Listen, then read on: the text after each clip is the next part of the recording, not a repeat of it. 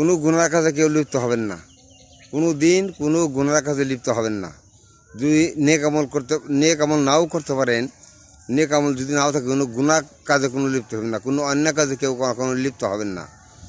কাজেই যদি আল্লাহর কাছে যখন হিসাব দিতে হবে, তখন যদি গুনাহ না থাকে, আমল নামায় যদি কোনো গুনাহ না থাকে, সামান্য কিছু নেকি যদি থাকে, সেই নেকি দিয়ে কিন্তু আপনি পার হয়ে যেতে পারবেন, সেই নেকি দিয়েই আপনি পার হয়ে যেতে পারবেন। কিন্তু আমল নামায় যেন কোনো গুনাহ কাজ না থাকে, গুনাহ এবং কোনো অন্যায় এগুলা যদি আমরা না যাই, কোনো গুনার কাজে কেউ কখনো গুনার কাজে লিপ্ত হবেন না।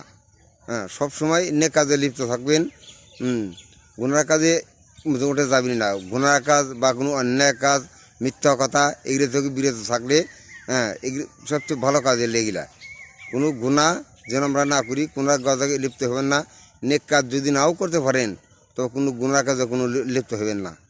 আমল নামায় যদি সামান্য কিছু নেকে থাকে, গুনাহ যদি না থাকে, তাহলে সেই একটু সামান্য নেক আমল দিয়ে আপনি হাসরের মধ্যে পার হয়ে যেতে পারবেন। হ্যাঁ, কাজেই গুনার কাজে কোনো লিপ্ত হতে হবে না ভাই, কোনো গুনার কাজে লিপ্ত হেন না।